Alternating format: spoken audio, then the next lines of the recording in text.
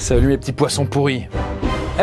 Hey Gustave, contrairement à d'habitude, là je te propose de t'amuser. Et plus précisément de t'amuser un peu hors mariage, si tu vois ce que je veux dire. Comment ça? Bon, en fait, je vous propose de tromper sa copine, tout simplement. Et de fricoter un peu avec les plus belles femmes de la planète, quoi. Mais t'inquiète, c'est pas de l'adultère si c'est pour le travail, Gustave. N'oublie pas. Je savais que tu ferais le bon choix. Mais ce qu'on n'a pas trop précisé à Gustave, c'est qu'il va attraper des maladies sexuellement transmissibles. Et comme d'habitude, on va y aller crescendo, de la moins dangereuse à la plus mortelle. Et vous allez voir que certaines MST s'attrapent très facilement et qu'elles peuvent avoir des conséquences insoupçonnables. Parce que évidemment, ça se fera sans capote. Alors, Gustave va-t-il transmettre ces saloperies à sa femme et vont-ils survivre à ce cocktail infectieux? Eh bien, sans plus attendre, faisons un petit tour d'horizon des maladies vénériennes pour enfin savoir, avoir les pires MST, ça fait quoi?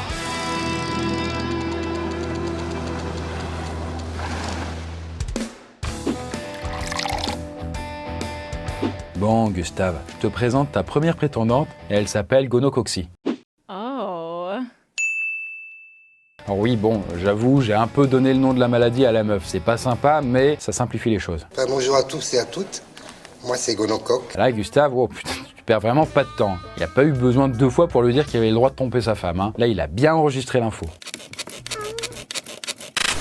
Bon putain dit, il aura suffi de 3 minutes à Gustave pour choper sa première MST là. La gonocoxie. Là, clairement, on est dans l'efficacité. Et un peu aussi, du coup, dans la précocité, si tu vois ce que je veux dire. Bon, ceci dit, Gustave ne se doute pas encore qu'il est infecté. Car les premiers symptômes vont se manifester que dans 10 jours. Parce que ça, c'est le temps que cette bactérie, le gonocoque, prolifère dans les zones génitales. 10 jours plus tard...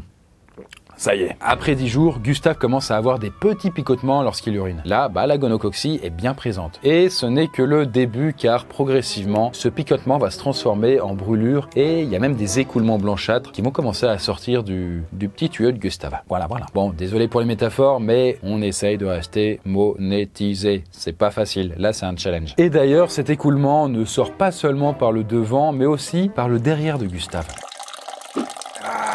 Ça fait vachement penser à la chaude pisse, ça MST, mine de rien. Eh bien, c'est exactement la même chose. En fait, la chaude pisse, c'est l'autre nom. Un peu plus vulgaire que gonocoxie, voilà, bon, quand même. Tu trouves ça vulgaire? Oui, je trouve ça vulgaire. Oui. Et puis, on peut aussi désigner cette infection sous le nom de blénorragie. Et elle a aussi plus d'un patient, car rien qu'en France, il y a entre 15 000 et 20 000 nouveaux cas par an. Et oui, la blénorragie est très contagieuse. Et pas seulement en cas de coït. Les pratiques orales sont également à risque. Du coup, là, mon petit Gustave, je te propose de te soigner quand même avec des antibiotiques, car si tu laisses cette infection sans traitement, ça peut finir par enflammer ta prostate et tes bourses, si je puis me permettre. Et tu peux même te retrouver avec tes yeux infectés. Mais comment il s'est retrouvé dans cette situation? Alors je vois un peu où votre petit esprit pervers veut aller, mais en vrai, non, pas du tout. Il s'est juste frotté les yeux alors qu'il s'est frotté d'autres parties du corps avant. Bref, Gustave, on veut pas qu'il y ait de pépins. Donc agissons avant que tu aies des problèmes de fertilité. Car oui, là aussi c'est un risque. Tu dois absolument, durant le traitement, t'abstenir de quoi que ce soit pendant 7 jours, après sa fin. Mais fais pas la gueule, Gustave, après tu seras guéri. Tout est bien qui finit bien. Et pas vraiment en fait, parce que je vous rappelle que pendant les 10 jours où il savait pas qu'il avait ça, lui il a continué à coucher avec Gustine. Donc du coup la pauvre... elle l'a chopé sans le savoir. Les femmes n'ont pas souvent ou pas toujours de symptômes de gonocoxie. C'est vicieux parce que ça laisse le temps aux bactéries de se répandre dans l'utérus et dans les trompes de madame. Et là aussi, ça peut mener à l'infertilité. Mais c'est dans le cas où la femme malade tombe quand même enceinte que c'est le plus sale. Car les gonocoques peuvent être transmis au nouveau-né au moment de l'accouchement. Et ça, parfois, ça va rendre le bébé aveugle. En tout cas, si cette maladie comporte peu de risques de mourir, elle est loin d'être sans conséquences. Donc, Gustave, je te propose d'emmener ta femme se faire dépister avant qu'on passe à la prochaine MST. Bien, mon petit Gustave, maintenant que tu n'as plus l'autre saloperie, je te propose une nouvelle prétendante. Et elle a un nom tout mignon qui sent bon l'étaler, et c'est la syphilis. Oh, sir. Évidemment, comme d'habitude, tu prends pas de capote, tu ne tires aucune leçon du passé non plus. Et voilà, il vient de se faire contaminer à nouveau, mais là avec une bactérie bien plus méchante que la précédente, et qui s'appelle Treponema pallidum. Bonjour. Eh bien, pour ceux qui ne me connaissent pas déjà, je suis syphilis. Et là, au stade primaire de la contamination, c'est-à-dire 3 à 4 semaines après le rapport, eh bien le malade développe des chancres. En gros, c'est un synonyme d'ulcération. C'est-à-dire, vous voyez, des sortes d'infections, de plaies, des trucs vraiment pas très jolis sur la peau. Et là, ça peut toucher toutes les muqueuses, que ce soit la bouche ou ce qu'on trouve en dessous de la ceinture. Faut vous représenter une sorte de gros afte rougeâtre. Ça, c'est ce que Gustave, il a sur la b***. On a bipé le mot b***. Mais ça n'est pas tout. On peut tout autant avoir une grosse ulcération aussi sur d'autres parties du corps, genre les mains. En tout cas, ça va peut-être vous étonner, mais dans la plupart des cas, ce chancre n'est pas tellement douloureux. D'ailleurs, certains malades le remarquent même pas spécialement. Il finit aussi par s'en aller tout seul, au bout de quelques semaines supplémentaires. Et alors là, le malade, il se dit, c'est bon, je suis guéri. Yahoo! Mais que nenni, puisque la syphilis est toujours bien présente.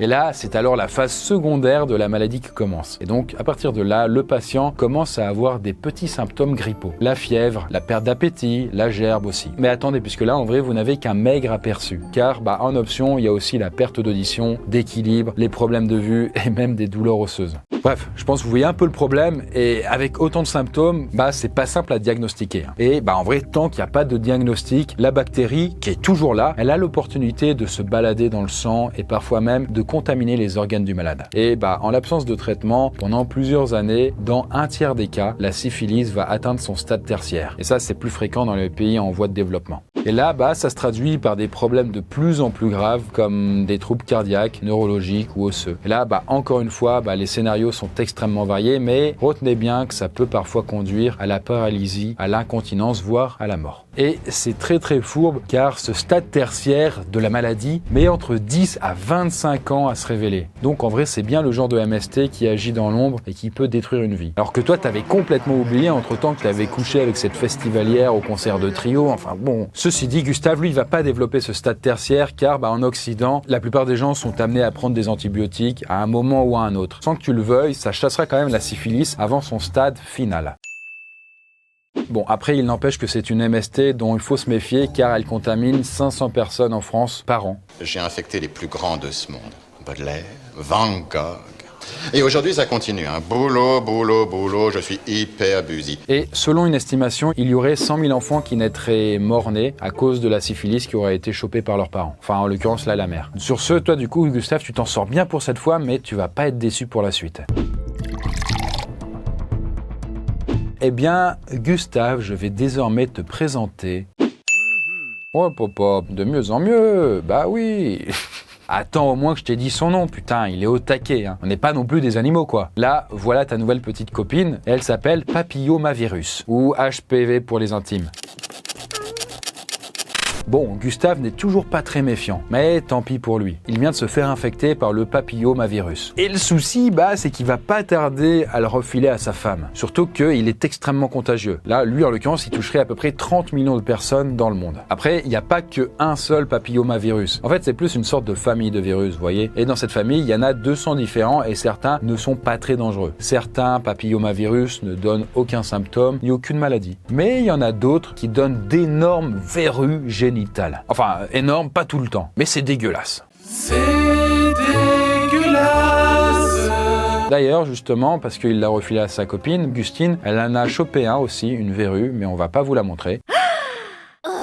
Mais en tout cas, c'est pas joli à voir. Moi, là, je le vois, bof. En tout cas, pour les petits curieux qui voudront voir sur Google Images, ça s'appelle un condylome. Ah, mais du coup, quand on a des verrues sur les pieds, c'est à cause du papillomavirus ? En fait, non, c'est pas la même souche. Mais en tout cas, j'ai une bonne et une mauvaise nouvelle pour Gustine. La bonne, c'est que sans traitement, son condylome disparaîtra naturellement au bout max de 2 ans. Ce qui est quand même chiant, d'accord, faut quand même le reconnaître. Bon. Après, la mauvaise, c'est qu'on peut attraper plusieurs souches de HPV en même temps. On peut cumuler toutes les personnes de la même famille, voilà, quoi, ça se cumule, c'est bien. Et justement, Gustine, elle en a ramassé une qui est très méchante. Et ces souches dangereuses, on les appelle HPV oncogènes. Parce qu'elles peuvent entraîner des lésions précancéreuses qui deviendront à leur tour des cancers. Et ça, c'est moins drôle quand même qu'une verrue. Et c'est plus chiant à jarter. Et d'ailleurs, le plus répandu de ces cancers, c'est celui du col de l'utérus. Bref, c'est ce qui peut arriver à Gustine, mais pas tout de suite, seulement dans 15 ans. On n'est pas sur une maladie foudroyante, mais plus sur un virus dormant qui peut vous tuer au moment où vous y attendez le moins, quoi. Donc elle va désormais vivre dans le stress? Non, car elle n'est pas au courant de sa maladie. Mais dans 15 ans, elle fera peut-être partie des 3000 femmes françaises qui attrapent un cancer du col de l'utérus chaque année. Et peut-être même que Gustine intégrera le groupe plus restreint des 1300 françaises qui en meurent annuellement, de ce cancer-là donc. Et sachant que dans le monde, elles sont un peu plus de 300 000.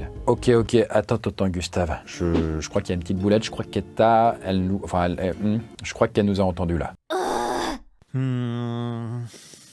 On va la laisser s'expliquer avec Gustave. Hein. Bon, après, écoute, ça c'est leur problème. Nous, on est là juste pour le boulot. C'est vraiment une vidéo informative. On y est pour rien si Gustave, il est infidèle, quoi. Mais en tout cas, si les femmes sont plus vulnérables, Gustave pourrait très bien se retrouver avec un cancer des zones génitales, ou même un cancer de la langue ou de la gorge. Mais il y a une lueur d'espoir, car il existe un vaccin efficace. Après, malheureusement, il y a qu'environ 20% des jeunes femmes qui se font vacciner contre le HPV, en France. Bref, en tout cas, étendre la vaccination, notamment aux garçons, pourrait être plutôt une bonne idée pour diminuer les cancers.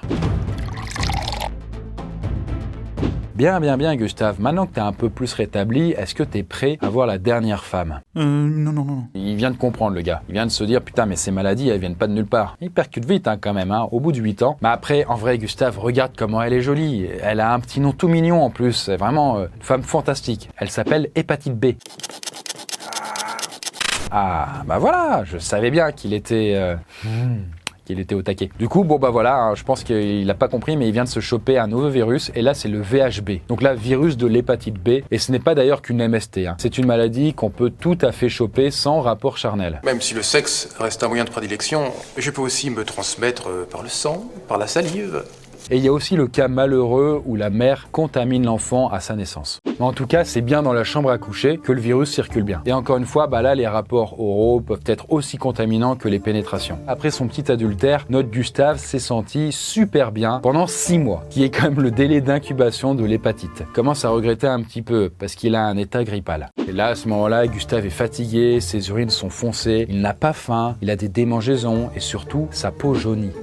Et la peau jaune, vous savez ce que ça veut dire? Gustave a une atteinte au foie. C'est un organe très important dans le corps, d'où le danger de l'hépatite. Et le souci, c'est que l'hépatite peut devenir chronique dans 2 à 10% des cas. C'est-à-dire que le virus reste dans l'organisme plus de 6 mois et parfois même des années. Dans la plupart des cas, le malade ne s'en rend pas du tout compte.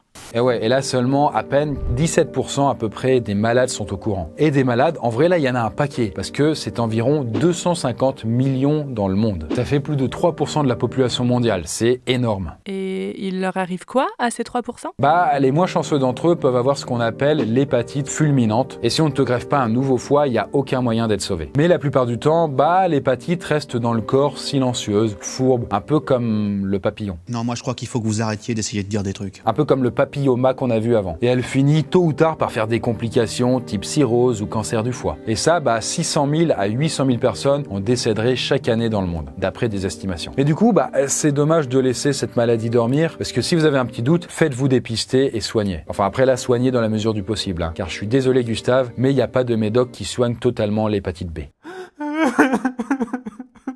Mais t'inquiète Gustave, t'inquiète, on peut quand même bien ralentir l'hépatite chronique avec des traitements antiviraux. Mais en tout cas, si malgré tout vous voulez pas vous retrouver dans la même situation que Gustave, ce que je pourrais comprendre, sachez qu'il existe un vaccin pour éviter de choper cette hépatite. Comme ça vous êtes tranquille au moins. Après, le vaccin, faut quand même anticiper et le faire avant. Malgré tout, Gustave n'en est pas mort, pas encore. Après, qui sait si ça va pas provoquer un cancer du foie d'ici plusieurs décennies. Et en vrai, il y a des chances quand on sait que l'hépatite est le 2e fournisseur de cancer dans le monde, juste après le tabac. Le tabac, c'est à vous!